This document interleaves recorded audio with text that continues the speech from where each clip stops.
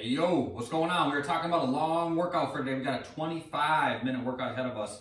It's going to be a fun one. A lot of body weight stuff. There's no equipment involved. It's just move. Going to be a long, sweaty one. The warm-up is going to be composed of 4 different movements. We are going to start with up, down dog. So I'm going to go back and forth between these 2 different yoga postures. Up dog looks like this. Just kind of stretching my hips, my abs, my hip flexors are opened up. Just chilling for just a second. Then I'm going to go back the opposite way and go to down dog. So I push my head back between my arms, put a little bit of tension on the back of my legs. Just go back and forth between those 2 positions 5 times, whatever pace feels best for you. If you want to hang out for a little bit longer than one or the other, that is totally fine. Next up, we're going to do hollow rocks. This is meant to be a good core warm-up, so your abs need to be braced really tight when you're doing them. We're going to lay down, put our arms up overhead, point our toes, lock our legs, and we're just going to rock forwards and back. Okay, back and forth equals 1 rep. After that, we are doing half burpees. So we're going to jump our feet back to a plank, jump our hands back to our feet, jump and clap overhead. Plank, jump and clap overhead. After that, we're doing lateral squat steps. So I'm going to get into a squat, right? So I'm like thighs parallel to the ground, and I'm going to take 7 steps this way, and then 7 steps that way. Okay, 7 steps one direction, 7 steps the other. That's the warm up.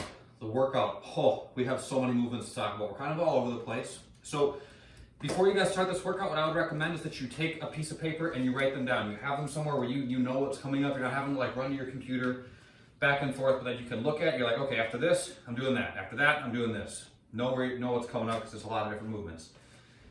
The first thing is a handstand push-up. Okay, strict, no joke. So I'm not going to demo one of these things. If you haven't done, if you know handstand push-ups already, you know how to do them. Cool, you know what those are. If you don't, I don't want you trying your first handstand push-up with nobody there to watch. Okay, there's a lot of things that could go wrong. If you land on your melon weird, it's gonna hurt.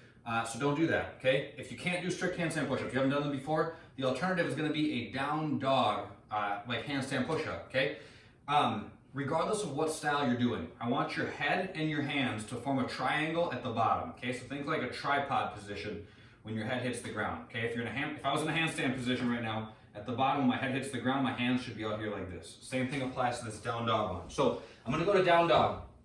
I'm going to walk my feet even a little bit closer to my hands than I normally would. And then I'm going to aim to touch my head right here. Okay, so out in front of my hands. I don't want your head to touch right between your hands, but out in front of them. I'm going to go to down dog, walk my feet towards my hands, then lower down, shifting my weight forward. I'm going to touch my head and then come back up. Okay, down dog, walk my feet forward. I lower down and forward, touch my head, push back up, and then push my head back toward my arm, towards my arms at the top. So I finish here. I'm not here to finish. Okay, every single time.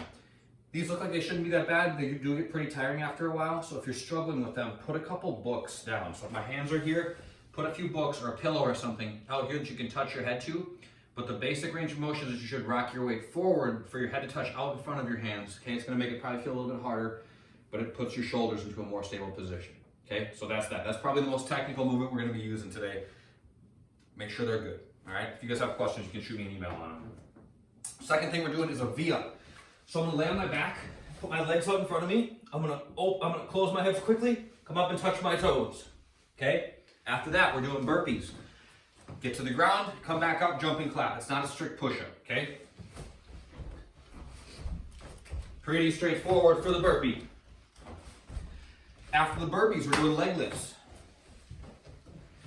Legs straight out in front of me. Knees locked, toes point, feet together. I lift up, touch my heels to the ground, and then keep going. Pretty straightforward there.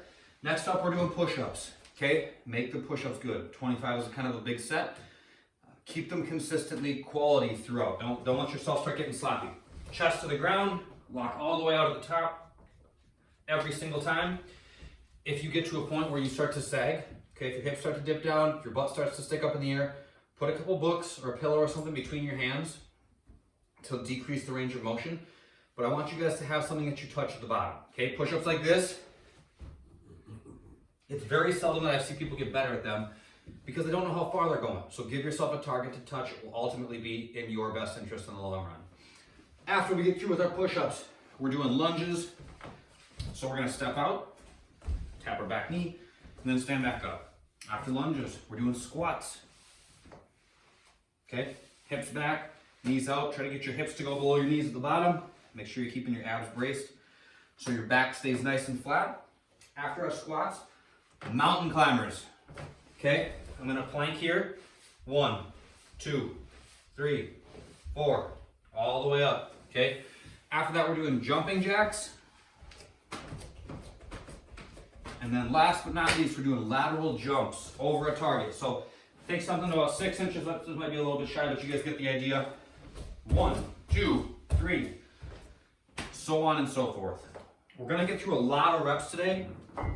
So move consistently. Just find a pace that you can kind of settle into. This is more of a marathon than a sprint, so just a steady pace. Let's get sweaty and enjoy ourselves. The last thing we're doing is the couch stretch. So you can do, if I was gonna use the couch right here, put one foot up on the couch, like so. That knee goes on the ground. I'm just spending 3 minutes per side working on pushing my hip down towards the ground. I'm squeezing this side of my butt to try to get some extension through my hips. Pretty straightforward there. 3 minutes per side, that's that. 25-minute workout today. Keep that quality consistent. Even though there's no dumbbells to use, keep it good. See you guys tomorrow.